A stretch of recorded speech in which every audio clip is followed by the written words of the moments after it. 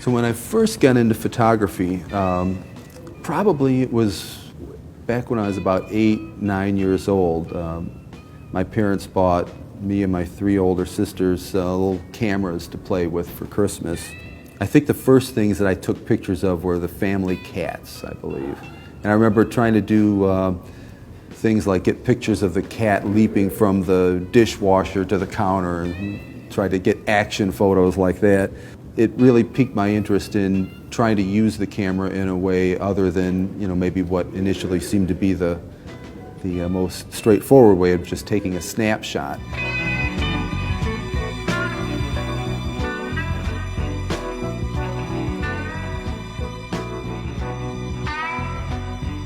I never did take any schooling. It was all just sort of experimenting and reading. I became a voracious reader, reading about photography and all the magazines. And a lot of it really was looking at photos in magazines and trying to figure out how they accomplish things, trying to look at the angle of the lighting to see what effect that had on the photo, trying to look at how they may have approached capturing action in a certain way. And talking to a lot of people, talking to other photographers, and just really trial and error quite a bit. I probably made every mistake one could ever imagine making with photography.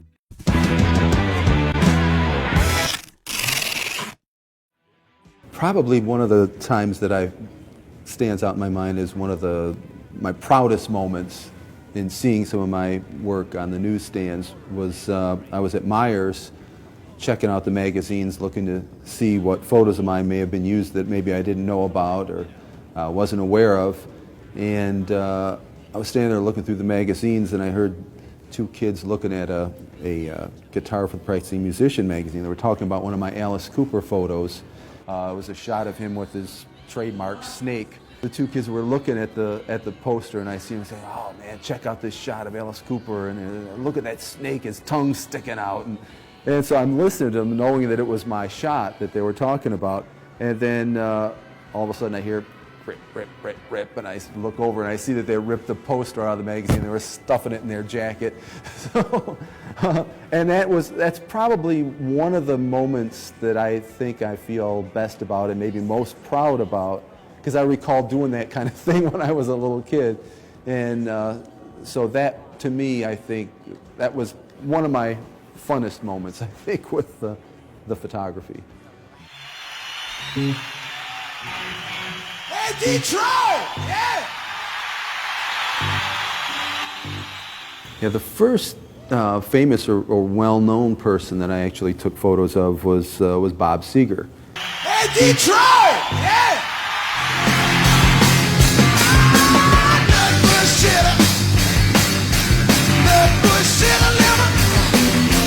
Whiskey for sale.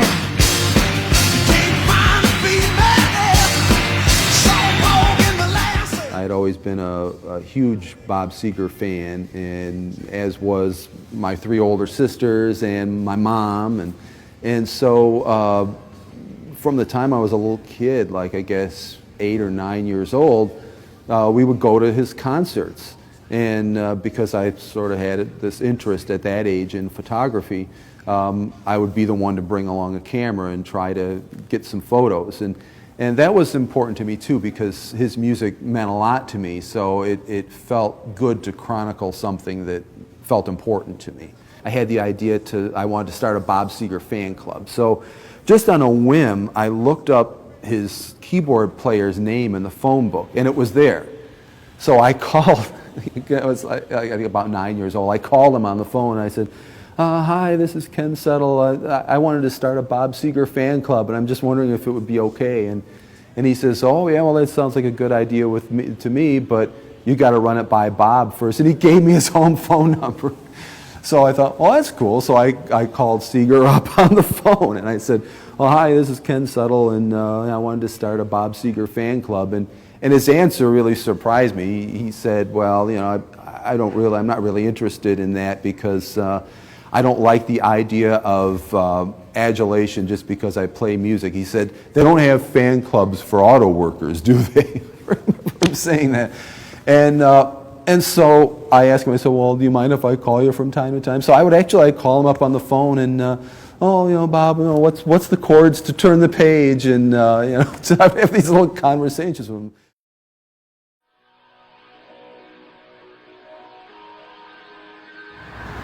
Well, we're here right now at the Highlighter Cafe in Highland Park, just an inner urban enclave inside Detroit.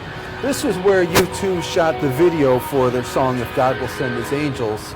If God will send His angels, and if God will send a sign, and if God will send His angels. I had the opportunity to photograph stills of the video. I had shot the band at the Pontiac Silverdome the night before, and the band's publicist, Karen Bell, had called me up that night after the show about midnight to ask if I wanted to come shoot stills of the video.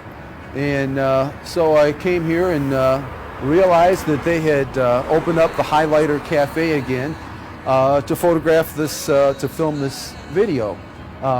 Inside was all the electricity was rigged up from a generator truck that they had brought in.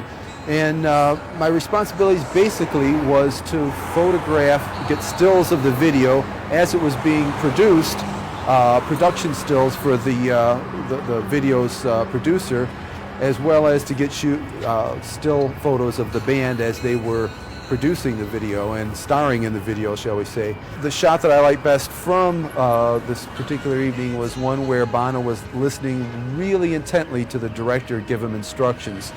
Just at the moment that I took the picture, a car had come around the corner and the headlights shone just perfectly from the window, which at the time of shooting was actually an intact window, not boarded up.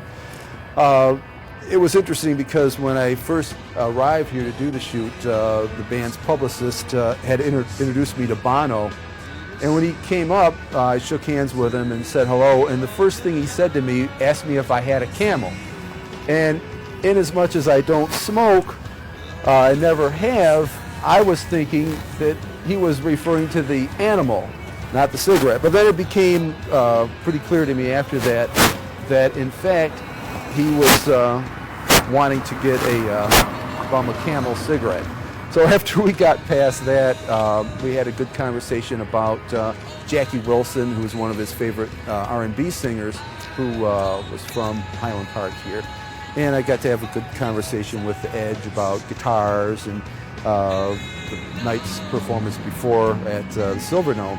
It just really was a real interesting experience being able to listen to the director directing the video and the techniques that they used, the interesting slow framing rate that they used to get Bono in real time while everything around him seemed to be flying by at warp speed, facilitated very low light levels.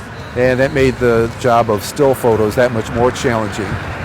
In addition, the lights that were used were a mix of tungsten as well as daylight, so it was quite a challenge to get the proper color balance. But it was ended up being probably one of my favorite portraits, was the black and white portrait I took of Bono that night.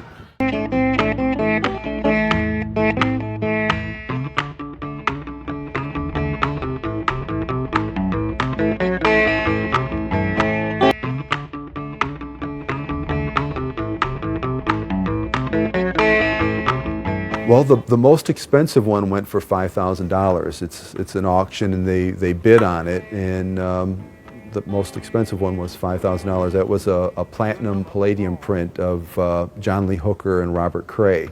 It's kind of an interesting story with that portrait. I had taken that shot. It was backstage at Meadowbrook.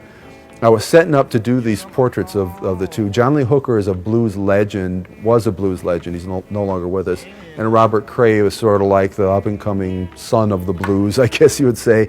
And so my purpose was to try to get a photo of, sort of the old school blues with the new fellow on the block.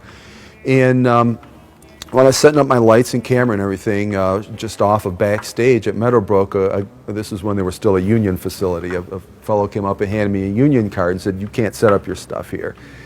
You have to get a union electrician, a union stagehand." And so I said, "Okay, well, where can I set up at?" And he said, anywhere but around the stage. So I ended up having to do the portrait session backstage on a porch that's outdoors. So I set up the background, the lights, everything, and then a thunderstorm came. I had to take everything down, take it inside. That happened 3 different times.